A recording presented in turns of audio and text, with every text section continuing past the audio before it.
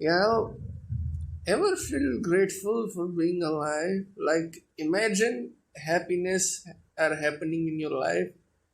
You are married, you are about to have kids, but suddenly you encounter even more sweetness in your life. Like, lives have never been sweetest because you are consuming fucking media, and that media is visual novel. Like, I'm grateful for my life. I thank whatever the hell is the nature or God or whatever, my parents, the sperm that won the race, like, I don't know, whatever. I'm grateful I am alive because I am able to live my life. And during this life, I read at G-Senjou now. I'm grateful I meet this thing in my life, and my life is better because of it. Like, I don't think I have ever encountered anything as satisfying as this. Like, this might not be greatest thing ever, but I don't know if anything is satisfactory as this. This is like one of the most satisfying piece of fiction ever. Like, my goodness, this was good. My goodness, this was great. Like, I'm running out of word and stimulus, and yeah, we will talk about each and every aspects of it in depth as much we can. But I think, grand scheme of thing, the thing that heart want to say is, I'm grateful to be alive. I'm grateful to be alive to experience this thing. Like, I'm glad I'm in this Milky Way galaxy, in this corner of galaxy on the solar system in the planet Earth, so I could experience this. Like, life is better when you experience shit like this. It want to keep you moving forward even more. Like, I am not a quote unquote loser like everyone who just don't have much thing to do and they consume in their life. They are not loser. I shouldn't have called that. I'm sorry. I love you all. But I have somewhat of a life. But man, sometimes consuming stuff feels so good. And G-Senjou now represent that. Like, damn, I love consumerism. And I will keep doing that for the rest of my life. Ah, man. Uh, like, media consumption is so good, visual novel is so good. Like, this is why you dedicate your heart. This is why you fucking wake up 18 fucking hour and read hours upon hours of content, which is equals to come fucking 3-4 books essentially, but you read it anyway because fuck it, why not? We can do that. Like, this is what fiction do to you. Like, once you reach a point where stuff can make you fucking logged in like anything fucking else, it's a different experience. Once it got you logged in, and then it ends with, like, what ain't enough? Words, I can't even think what I can describe of, like, the thing of beauty that I just saw cannot be just described from word, dog. What ain't enough? That ain't gonna be enough to do it justice. That's fucking good. Like, all I can say is, I'm grateful I'm here. I'm grateful I'm here. I'm grateful I'm here that I've witnessed Azai's journey, man. Kyosuke-san, I love you. Haru, I love you. Like, Mizu, I love you. Tokita, I love you. Like, this is fiction, dog. This is fiction. This is power of fiction at its epic. And Like, this is type of piece of fiction in which you feel grateful to be alive. That's all I can say. One of the most key appealing aspect about G-Senjou no Mao is its OST. Its OST is like all classical music, like, and they fucking logged in, dog, like, logged the fucking, like, they know when to use the classic OST, like in beginning on the class casual scene, they use Auto Joy and like some backtrack at intense scene and dog, dog, that Fortuna, Fortuna,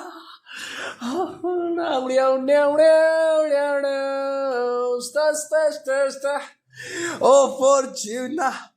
They played Fortuna when Devil showed up. When Devil show up and unleashed his children in the town, they played Fortuna as a sign that apocalypse is near. Like, that is so fucking epic, dog. Like, they were so logged in on the OST department, like, and that's not it. Like, OST was insane, but that final song where everyone is just describing their experience with Kyosuke, like from Subaki to Kanan to Mizuha, like seeing all of them was just together, and that beautiful song is playing. Like, that song begin when Kyosuke just confessed his crime. Like, when that song was playing, like, I was so logged in, like, just from that song alone, I was logged the hell in. But through chord scene, through everything, that song just played in. And then we hit with epilogue, like, like, that song in finale was just beautiful. Like, the remix of O Fortuna, like, they have multiple versions of O Fortuna that they use it in the final battle. Like, fantastic OST. Have to talk about it because I don't think there are many OST like it, so it deserves its own section. Another aspect about G-Senjou no Mao is its moment-to-moment thriller. It keep you engaged, it keep you fucking logged in on every moment. Like, there is mind game from classroom to solving a fucking riot in a town.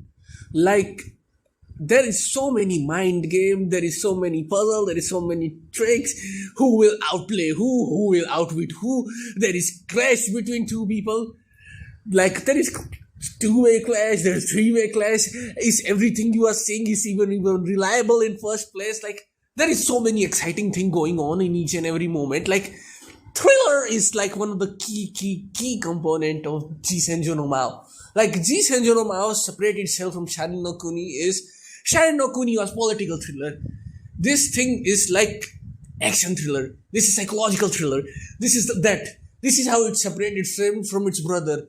And what a way to get identity. Like, I heard someone call it as Death Note of visual novel, and honestly, I'm insulted.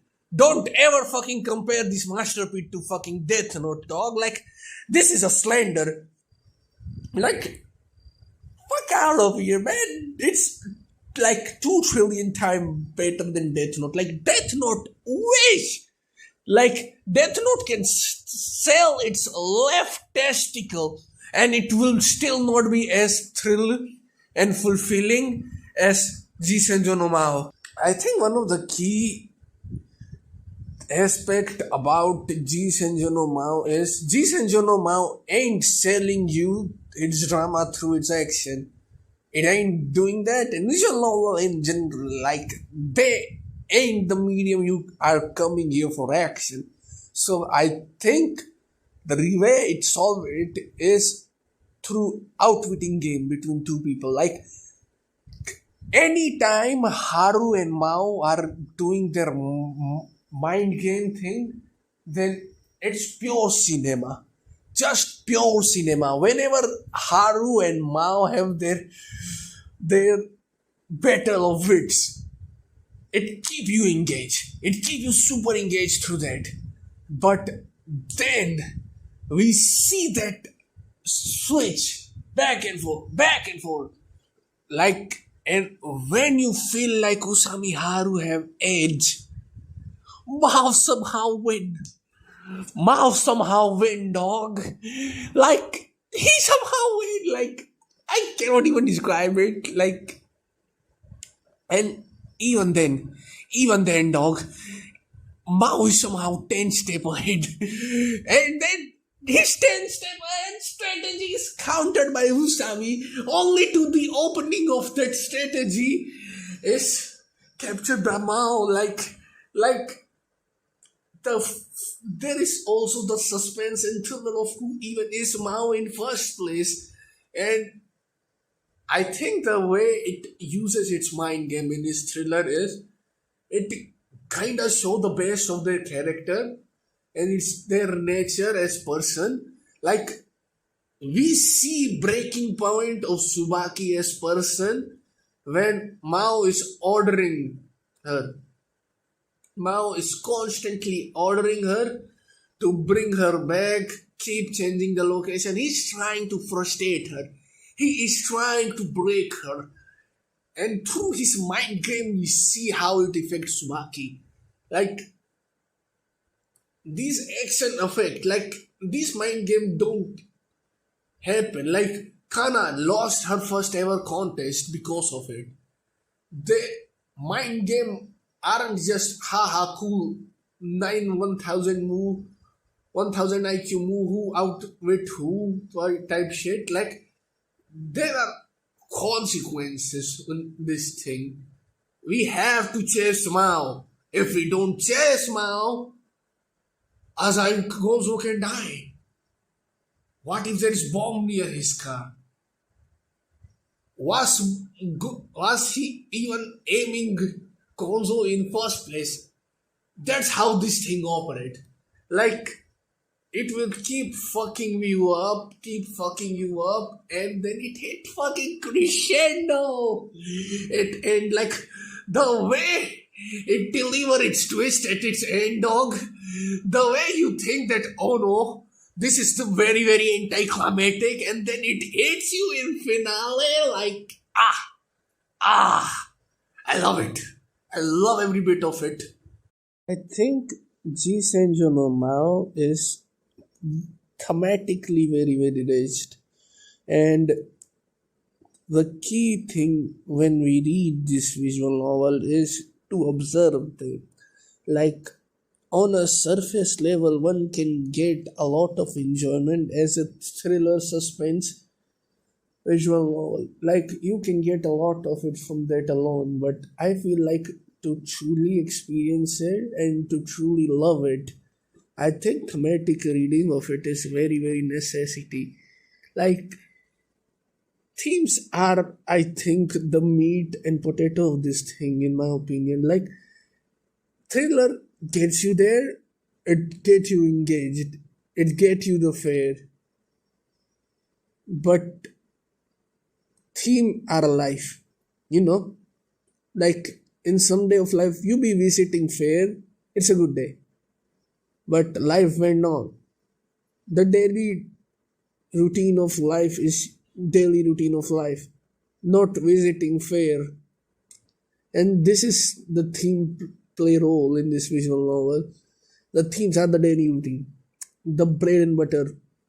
This is about obsession, toxic obsession. Like this is about like someone psyche. This visual novel explores a lot of psyches and ideas from it through its character. Like it have one of the best example of loner character I have ever seen in any piece of fiction. Like flat out one of the best depiction of loner I have ever seen in any piece of media. Period. Like Kyosuke is perfect example of that type of character. Not just Kyosuke, but his brother Mao is also one of the perfect example of that type of character. The two loner type character are explored magnificently. I love that. But that's not it. Like two isolationist people who are in their own path. Speaking of path, destiny is one of their key theme. Like I think it's not destiny, but can you overcome your initial nature as a human being? Can you overcome as your loner, manipulative bastard who live as someone whose only purpose is to get money? And he will do anything for it, even sell his soul to Satan. Can you become demon for revenge? How far are you going for your destiny, for your purpose in life? How far are you going for that? G-Senjou question that, and I absolutely love it for it. I feel like though the key nature and one of the key theme of this visual novel is revenge. Revenge is like one of the key theme, whether be Toki Tayuki and her story of revenge, whether be Azai and his story of revenge, like his obsession, his like unwavering to become dog of fucking Yakuza. Why are we going there? Because he despises his life. He hates his revenge is for his life itself. That how the fuck did I even get stuck here? And he lost sight of everything. How far are you going for your revenge? How far are you willing to sell your soul for your revenge? How far are you willing to go for your revenge? It tests there. It explores that theme very, very well. And one of the most important theme, and in my opinion, the most important theme beside revenge is connection. Those human connection that no matter how much devil we become, the people we are close to will make us human. They will make us human, man. I think one of the key experience in this visual novel was those moments when those minor moment to major moment, those chirping in the class,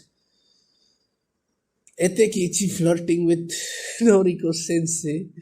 He tried to throw 200-yard touchdown back to back. He trying his best to get his setting. He trying. He is shooting his shot to the moon, to the teacher, and it hits in end. Shout out to my homie. Like, seeing the random fucking pervert get the girl he loved. Like, this minor moment somehow mean something to me. Usami Haru being fucking socially reject and thinking that the fucking tracksuit is a fucking formal suit. This is how you wear on date. Like that social outcast. And child Usami was so fucking cute, dog. Oh, I love her. And another thing that I really loved was comedy. That shit is so funny, so fucking hilarious. Like, Kanan, you devil, you gremlin, you, the way she shattered the disc and he plotted the revenge. And then the way their plan was failed because Usami see through it. Those minor moments of comedy hit. And then we get to the major moment. The major moment also fucking hit different. Like, they are so fucking out of world. Whether we Subaki and her crying to Hiroaki that she cannot change her. Her family is result of her kindness. She cannot give her a good nature. Even if Mao try to manipulate her, she will be she herself. That is so fucking beautiful. Ah, I love it. And the way she fucking write the letter that I will become bad girl for you. That sincere cry to Kyosuke. Ah, that Kanan crying in the towel, asking him desperately because she is devastated and she needs someone to be with him. That first toxic sex scene between brothers and sisters, double incest.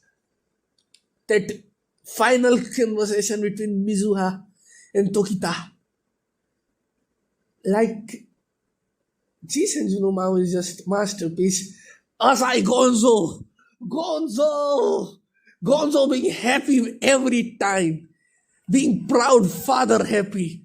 Horiber being happy that Bochan have grown up and he is fucking boss now. Ah, I love it. I absolutely fucking love that shit. This moment means something to me, man. This moment means something to me. One of the key moments which cemented my love for it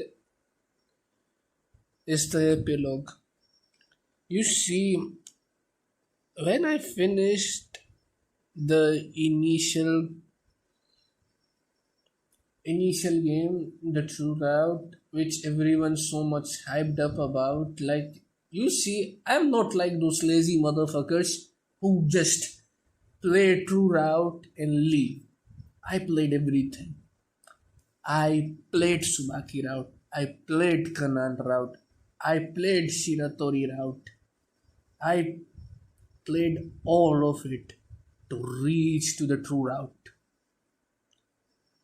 And I feel like the climax of every route were so much more monumental.